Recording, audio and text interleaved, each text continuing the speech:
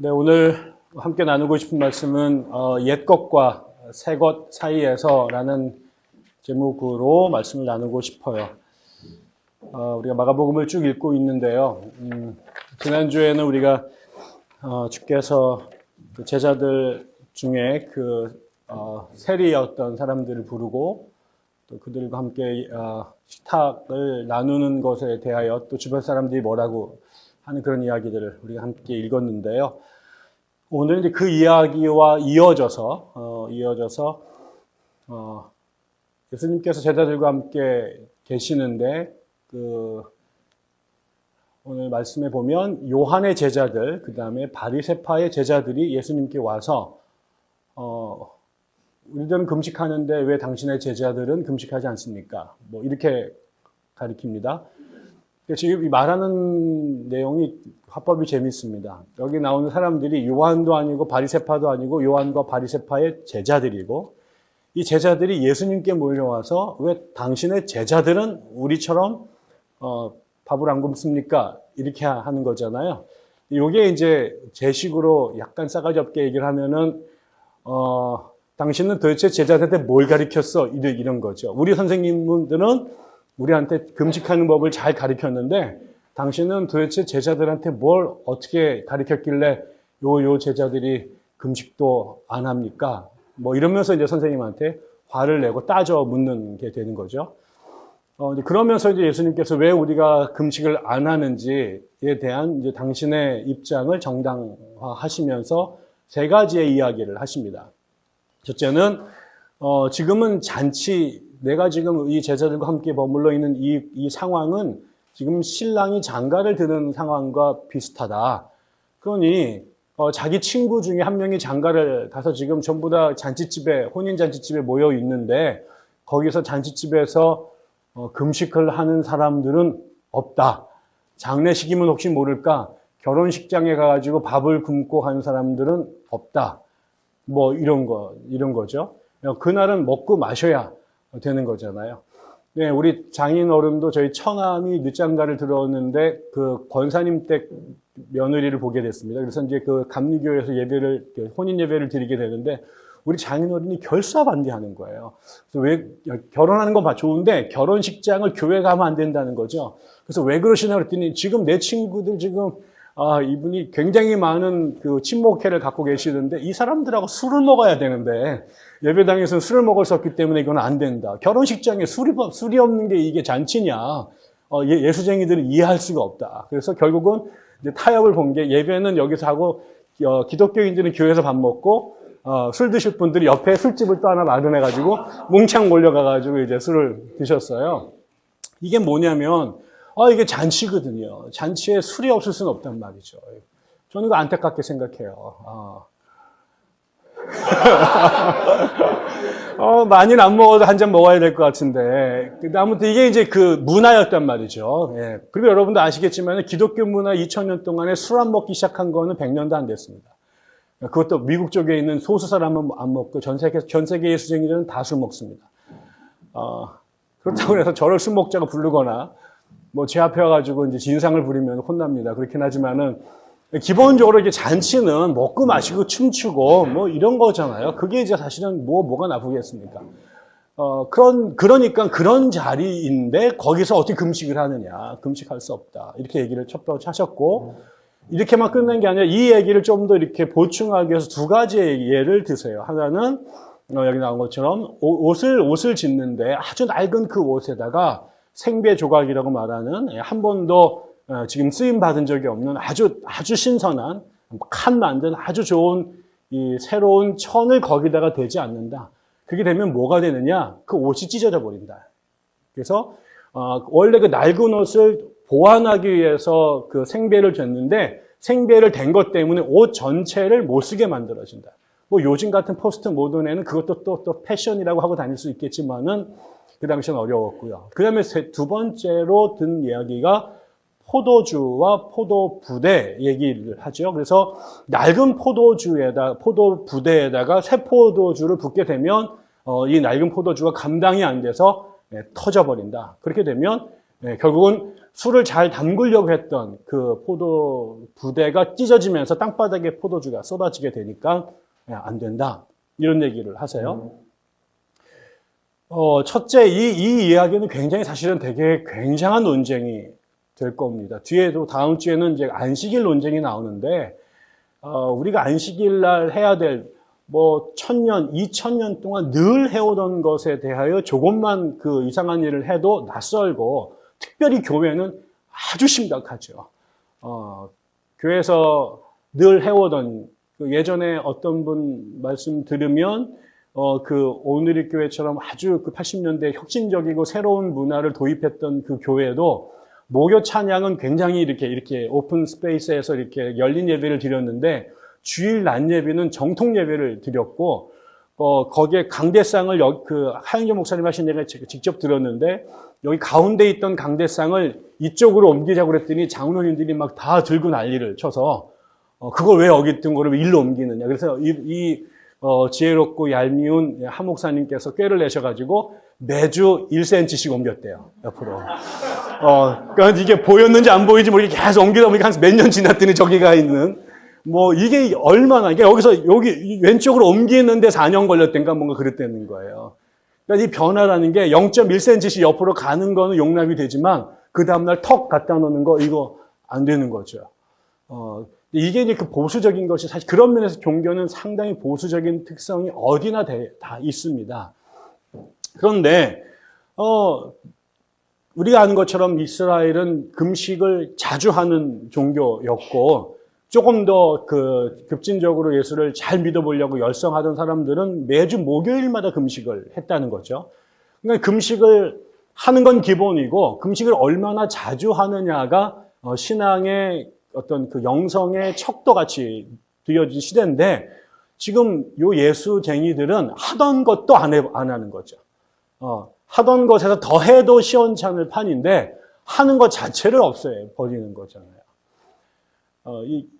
이게 이제 굉장히, 그러니까 사람들 옆에서는 충격적인 거죠. 예수님께서 하시는 다른 모습들은 다 좋아 보이는데, 그들이 그렇게 중요하게 생각하는, 우리가 뭐라 그럴까? 이거를 첨예화라고 그럴까요? 뭔가 우리의 신앙생활의 척도라고 말할 수 있는 부분들은 강화시켜도, 강조해도 지나침이 없는데, 하던 거를 없애버리는 건 이건 전혀 다른 스토리가 되죠. 그때 지금 여기 온 사람들이 누구냐면 요한의 제자들하고 바리새파의 제자들입니다. 두 사람들은 누구냐? 그 당시 유대교 가운데서도 하나님 잘 믿기로 하면, 쌍두마차로 앞에 나갔던 제일 잘난 사람들입니다. 바리새파가 제일 잘 믿었고요. 그래서 그 당시에 사두개나 아니면 다른 그룹들하고 치열하게 경쟁했는데, 많은 사람들이 바리새파를 따랐던 것은 그들의 순수성, 열정, 율법을 정말 삶 속에 적용하려고 하는 그들의 치열한 신앙생활이 많은 대중들한테 감동이 돼서 새로 생긴 그룹인데 굉장히 영향력 있는 그룹이었죠. 근데 이 판에 새로운 도전장을 낸 게 누구냐? 갑자기 광야에서 튀어나온 요한이라는 사람이죠. 그 당시에 정확하게는 알 수 없지만 미루어 짐작컨대 이 바리새파가 도시 속에 사는 사람들의 중에서 가장 하나님을 잘 믿었던 사람이라면, 이들보다 훨씬 더 레디컬했던 사람들이 에세네파라고 그래서 그 사해 근처에서 수도 생활하던 사람들인데, 아마 그쪽과 요한이 관계가 많이 있었을 거다라는 생각들을 합니다. 이 사람들은 신앙을 위해서 아예 재산을 다 던지고 광야로 들어가서 면벽 수도하던 전문적 수사 집단이었으니까 영성이라고 하는 거 이거 대단하죠. 근데 그 그룹 중에서 요한이 도시로 돌아와서 다시 운동을 일으켰고, 그 요한이 정말 센세이션을 일으키면서 지금 새로운 라이징 스타로 이렇게 떠오르고 있었던 거죠. 그 두 그룹이 예수님에게 왔습니다. 그러니까 사람들 볼 때 지금 가장 뜨겁게 유대교의 혁신운동을 일으키고 있었던 그룹들의 눈에 또 제3의 물결로 예수 그룹이 지금 떠오르고 있었는데, 거기를 견제를 하는 마음도 있었고, 또 아군이 적군인지 구분할 필요도 있었겠습니다만, 이제 확인하러 온 거 아니겠습니까?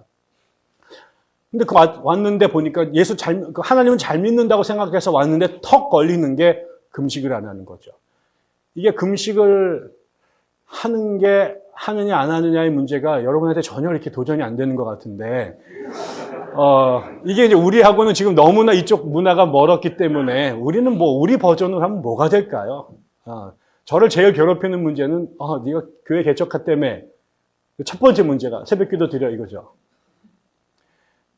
제 친구 어머니가 권사님이신데 저를 아주 사랑하시는데 제가 대전에서 목회할 때도 그 장례가 나서 이제 그 상가집에 갔더니 첫 마디가 동만아 새벽 기도하니? 이렇게 물으시고. 저랑 가장 친구 목사가 그 같이 유학을 떠났는데 걔네 어머님이 그 저희 서울신학대학교 다닐 때 교수님이셨어요. 기독교 교육과. 체험이 아주 많으신 그런 분이셨는데 제가 유학 중에 이제 한국에 잠깐 나왔는데 어느 학회 모임에 갔습니다. 거기에서 그 어머니를 만났어요. 그랬더니 제 친구는 얼마나 대단하냐면 한국에 있을 때도 새벽 기도를 빠진 적이 없고요. 유학 시절에도 새벽 기도를 빠진 적이 없어요. 그래가지고 주변에 많은 사람들을 불편하게 하던 애예요. 왜 혼자 나가? 근데 이게 이제 하던 애니까 그냥 이렇게 가는 거죠. 그런데 이제 그런데도 그 어머니는 저보고 걔 이름을 대면서 미국에서 그놈이 기도 제대로 하고 있느냐. 그놈의 새끼가 기도를 안 해가지고 내가 죽겠다고. 그래서 우리가, 아이고, 그럼 우린 전부 다 죽어야 되는 거다. 근데 그분들 생각에는 새벽 기도를 드리는 게 제일 중요한 거예요. 그래서 걔가 미국에서도 유학하면서 새벽 기도를 안 빠지느냐. 라고 저한테 확인을 하시더라고요. 저는 한 번도 간 적이 없습니다, 새벽 기도에. 막판에 논문을 이제 쓰게 되니까 제가 이제 막 그 코너에 몰려가지고 1년 동안 새벽 기도를 학교에서 드렸습니다. 가장 뜨겁게 기도하다. 주님이 안 도와주시면 한국으로 못 돌아가니까 막 정말 그렇게 안 일어나셨는데 벌떡벌떡 일어나시더라고요. 그러니까 그게 그거잖아요. 그 다음에 두 번째, 당신 11조 하십니까? 이런 거죠. 새벽 기도 합니까? 11조 합니까? 더 나가면은 금식 기도 합니까? 이런 거죠. 목회자들 가운데 전에도 말씀드렸지만 제가 자란 교회 목사님은 40일 금식 기도를 2번 하셨습니다. 이거 갖고 목사님의 집회 다닐 때마다 40일 금식 기도 2회 하신 분, 그러면 그냥 신령하신 분이 오시는구나. 이렇게 다 생각을 했거든요. 그게 우리 교회에는 골이 됐어요. 니도 신학교 가려면은 그 정도는 해야 된다. 이게 우리 교회 목사님께서 늘 우리한테 하시던 얘기고, 그 정도를 해야 영역이 내리고, 그 정도 내려야 영빨이 돼가지고 목회를 한다. 그래야지 사람 병도 고치고 기도해가지고 그러고, 그것도 안 되면 어디 가가지고 침술이라도 배워라. 나 늘 그렇게 얘기하셨어요. 제가 볼 때는 정말 경이롭죠. 그런 분들. 근데 우리 삶에 그런 것들이 그냥 교회 가면 신앙심 좋으신 분들은 그런 거 하는 거야 라고 생각했던 이 기준이 있는데, 그거를 제가 만약에 싸그리 무시하고 우리 교회는 새벽 기도도 안 합니다. 금식하다 걸리면 쫓아내겠습니다. 11조 내는 사람 그게 뭐야 이런 얘기를 하기 시작하면 대번에 뉴스 엔조이 나오겠죠. 소문 나겠죠. 이상하다 쟤. 또 신천지가 막 몰려 들어올 거예요. 자기네 편인 줄 알고. 이런 일들이 우리는 벌어집니다. 그러니까 우리가 생각했던 기준이 있어요. 근데 그게 그 당시에는 금식이라고 하는 것이었다라는 거죠. 근데 주께서 이거를 의도적으로 거부하십니다. 근데 그러면서 이제 그 이야기가 첫째 이거 자체가 굉장히 파격적인 것이고 논쟁을 일으킬 수 있는 이야기였는데, 그러면서 그분이 이거를 정당한단 말이에요.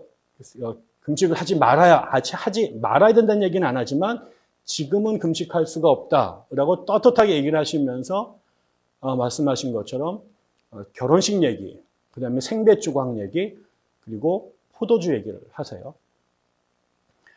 그럼 이게 무슨 얘기일까? 그럼 우리가 말한 이 세 가지 이야기를 한번 이렇게 쭉 점검을 해보면, 기본적으로 지금은 잔치 상황이다 이렇게 말하는 거죠. 사람들은 금식해야 될 상황입니다 라고 말하는데, 예수님은 현 상황을 전혀 다르게 보시는 거예요.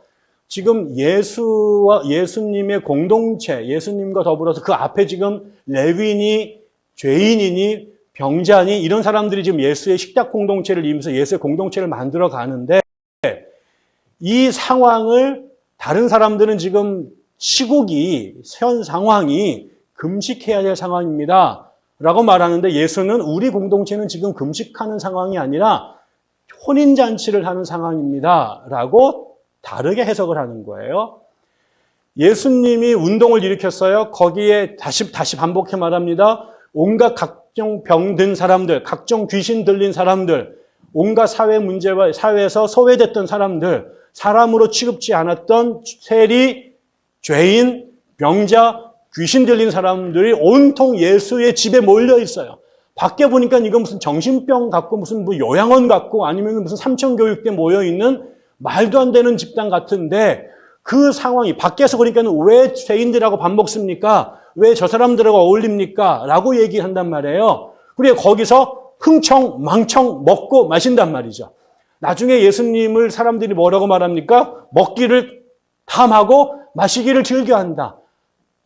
예전에 어느 선생님 말씀에 의하면 일본어 성경에는 예수를 술 주정뱅이 이렇게 번역을 했다는 거예요. 근데 그게 괜히 나온 소식이 아니라 예수님이 모인 집회 자리에 가면 일단 펴놓고 먹고 얼큰해지고 그 뭐 노랫자랑 나오고 막 젓가락 두들기고 막 이런 일들이 벌어지는 거죠. 그러니까 이게 사람들 눈에는 첫째 이게 경건해야 되는데 그다음에 늘 우리가 죄인이기 때문에 하나님 앞에 통해 자복하고 참회하고 그 참회의 표현으로 우리가 밥을 굶고 금식을 하고 죄를 뿌려야 회개를 해야 되는데 얘는 지금 먹자판 일일이 만보가 돼버리게 된 거죠. 거기다 또 모인 사람들을 보니까 이건 뭐 제대로 된 대학 나온 놈들은 하나도 없고 정규직을 갖고 있는 애들은 하나도 없고 온통 사회 루저들만 깡그리 모여 있는 거죠. 그러니까 이게 지금 뭐야? 이게 이렇게 돼버린 거죠. 그런데 주님이 뭐라고 말하냐면 지금 이 공동체는 신랑이 장가를 들어 축제를 벌이고 있는 판이다. 이렇게 설명을 합니다. 재미있는 게 지금 바리새파나 요한 공동체가 제일 하나님을 잘 믿는 공동체예요. 신선에서 사회에서 새로운 각광을 받는 그룹들이에요. 그래서 막 강력하게 회개를 강조하고 강력하게 금식을 강조하고 하나님 율법을 재해석하면서 유대인들의 각성과 부흥을 주도하고 있었는데 여러분 이 사람들이 예수 공동체가 벌어진 이 현상을 전혀 이해하지 못합니다. 그 사람들이 모여있는 구성원들 그다음에 그들이 모여서 하는 짓 이것에 대해서 바리새파조차도 그다음에 이 요한 공동체조차도 이해를 못합니다. 다시 말하면 그들이 하나님을 열심히 믿어요. 율법을 강조해요. 그리고 경건한 삶을 강조해. 그런데 그들이 꿈꿨던 세상은 여전히 그 자리에는 병자가, 그 자리에는 사회적 루저들이, 귀신 들린 사람들이, 세리와 과부들이 모이면 안 되는 세상이에요. 거기에는 여전히 온전한 사람들, 거긴 여전히 사회에서 인정받은 KS 마크가 찍힌 사람들, 어디에다가 당연하게 명함을 내놓을 수 있을 만한 사람들로만 구성된 공동체. 그런 공동체로 이루어진 율법을 잘 지키고 그래서 사회에서 안정되고 보장된 직위를 갖게 되고 누가 보더라도 뭐라고 흠잡을 수 없는 사람들로 구성된 멋있는 공동체. 이게 그들이 꿈꿨던, 그들이 추구했던 성경에 근거한 율법에 근거한 나라였던 거죠. 그러니까 예수가 말하고 예수가 꿈꾸시고 지금 실현해가는 공동체를 그들조차도 아무도 이해할 수 없었어요. 그러니까 그들은 예수님께서 새로운 운동을 하시는데 자기들도 지금 새로운 개혁 운동을 하는데 예수도 개혁적인 마인드가 있는 것 같아. 그러니까 우리랑 같이 가야 될 것 같아. 연대하자는 거죠. 요한파하고 바리새파가 연대하고 이제 예수파까지 연대하면 이게 삼각편대가 형성이 돼. 그러면 그동안에 이게 바리새파 중심으로 갔던 젤로땅 중심으로 갔던 기존의 그룹들과는 차별화된 새로운 운동을 만들 수 있을 것 같아. 그런데 눈에 딱 걸리는 게 있어요. 이게 모인 구성원들이 그러면 걔네들이 하는 짓이 이게 불편해. 그러니까는 우리 쪽대로 해라. 우리가 하던 대로 얘들 좀 내보내고 그다음에 이런 식의 예수 우리 식과 같이. 왜? 이게 지금 떠오르는 거거든. 사람들한테 쿨하다고 프레시하다고 인정되는 트렌드거든요. 여기에 같이 가야 된다는 거죠. 그런데 그러니까 좋아. 기본적으로 마음에 들어. 기본적으로 마음에 들어.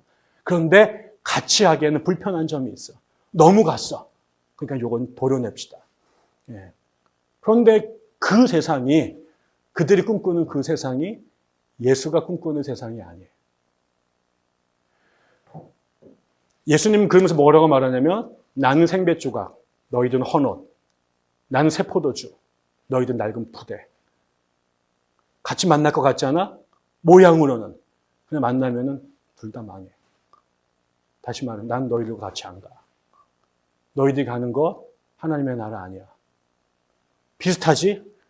그러나 그거 하나님의 나라 아니야. 생배 조각은 생배 조각으로 가야 돼.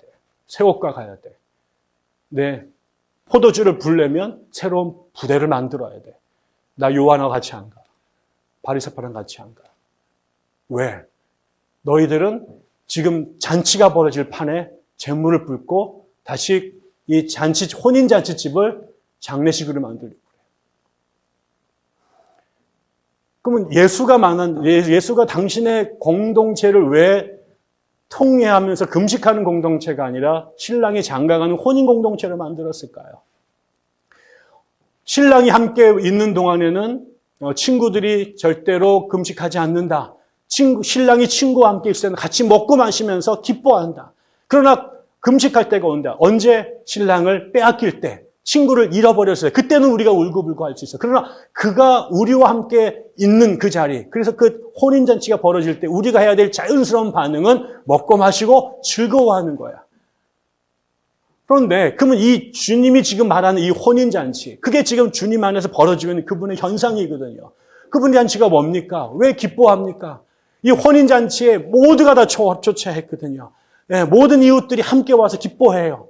근데 그 이유는 뭐냐면 여기에 왕이 계시기 때문에, 신랑이 있기 때문이에요. 신랑이 있기 때문에 기뻐하는 거야. 이스라엘 사람들이 꿈꿨던 게 뭡니까? 이 땅에 하나님의 나라가 임하는 거잖아요. 이스라엘 민족이 원래의 그들의 그 전성기 때 하나님이 직접 통치하시던 그 황금 시대로 돌아가는 거잖아요. 지금 하나님이 오셨어요, 이 땅에. 하나님이 이 땅에 오셨어요. 그리고 그분의 뜻이 지금 자기의 공동체 안에서 이루어지고 있어요. 하나님이 하시는 일들, 하나님이 꿈꿨던 세상, 그게 뭘까요?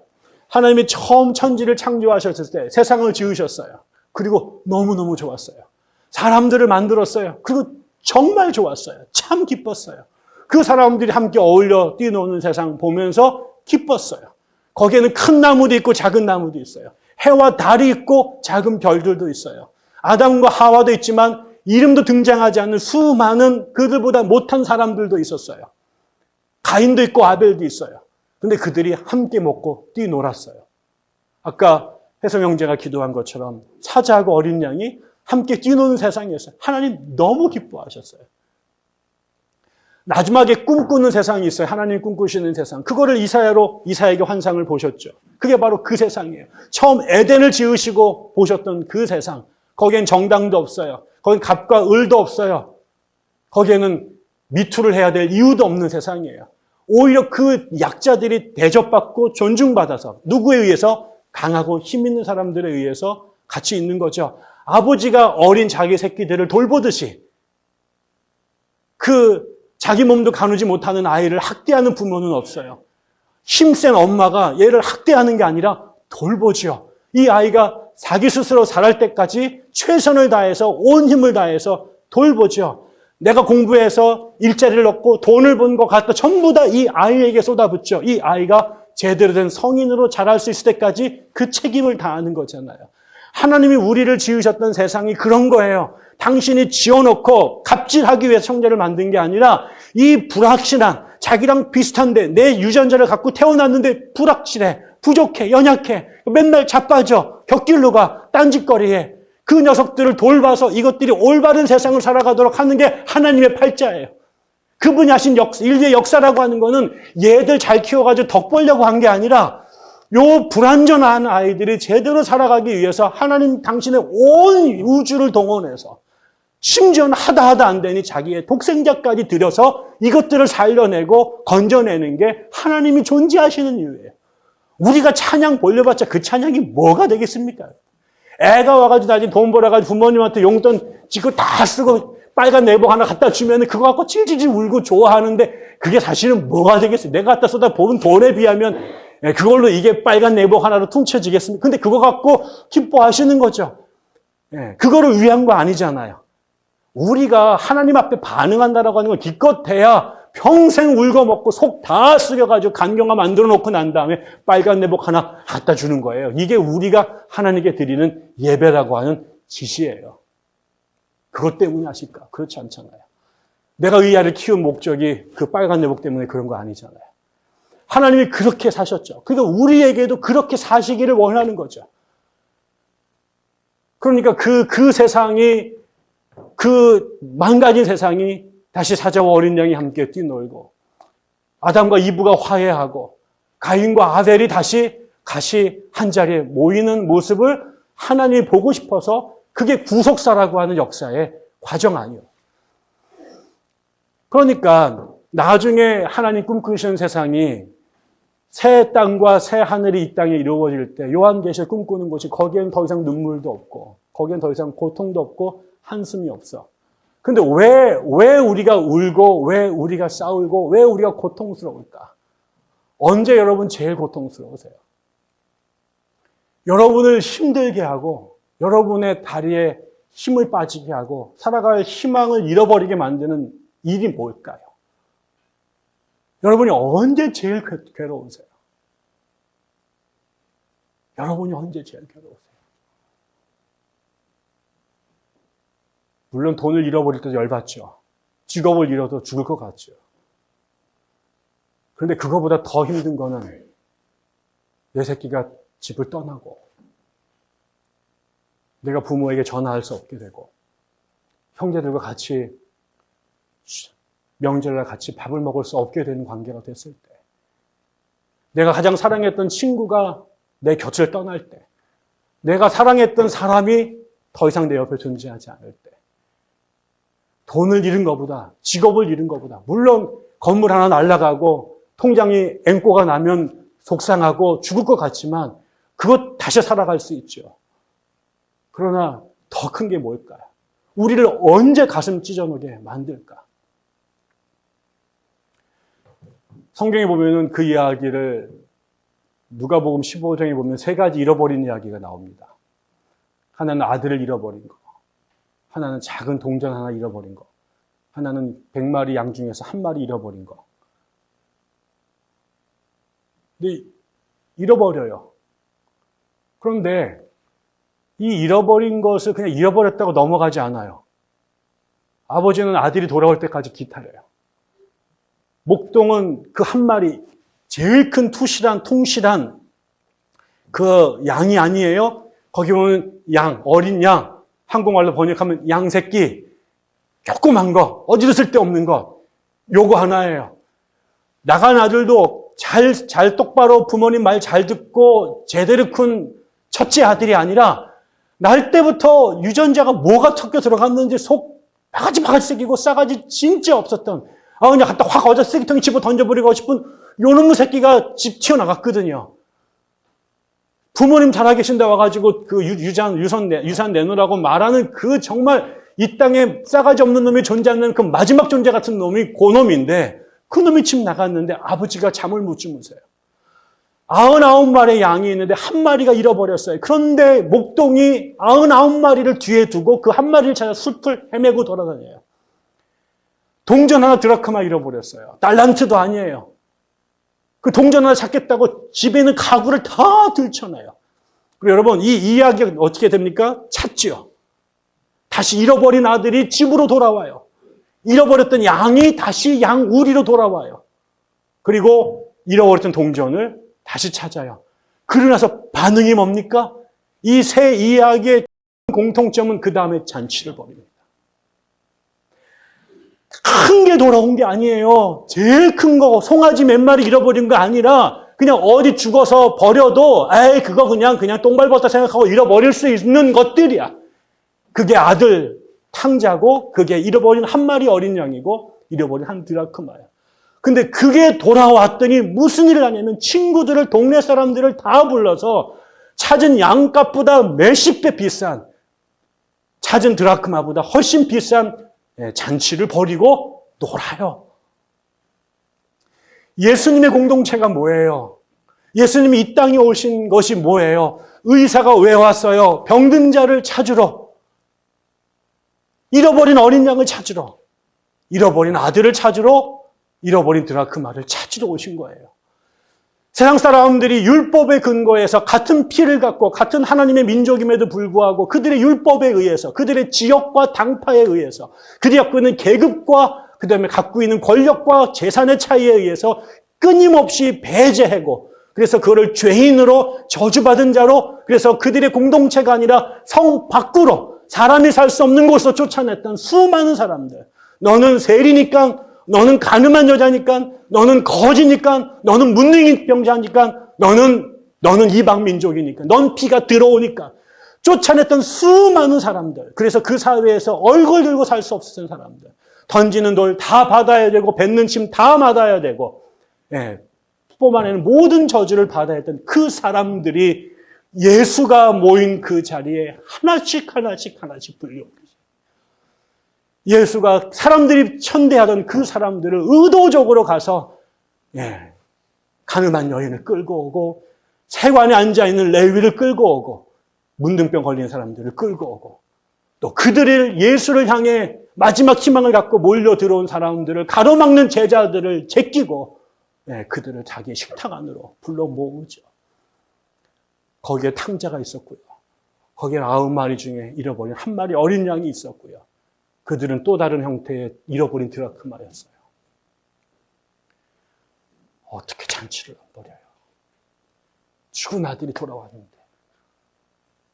잃어버린 형제가 살아 돌아왔는데 잃어버렸던 어린 양이 안전하게 돌아왔는데 상품 백화점 밑에 깔려서 40일을 버텼던 그 친구를 겨우 끄집어냈는데 어떻게 잔치를 안 해?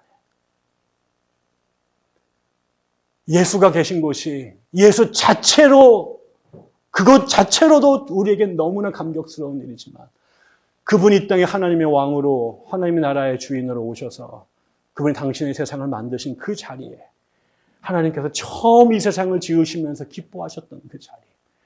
흑암 속에서 빛이 생기고 아무 없던 곳에 생명이 꿈틀거리고 그냥 돌과 풀 같은 것들이 거기에 엉클어져서 그게 공동체를 만들고 사회를 만들고 문명을 만들고 힘 있는 사람들이 약자를 돌봐주고 아비가 자기 새끼들을 케어하고 남자가 여자들을 돌보고 이런 일들이 벌어졌던 그 세상이 지금 벌어지는데 첫날 하나님도 너무 좋아서 심히 좋았더라라고 하셨고 그분이 꿈꾸셨던 그 일이 예수 안에 벌어지는데 어떻게 거기서 금식을 해요?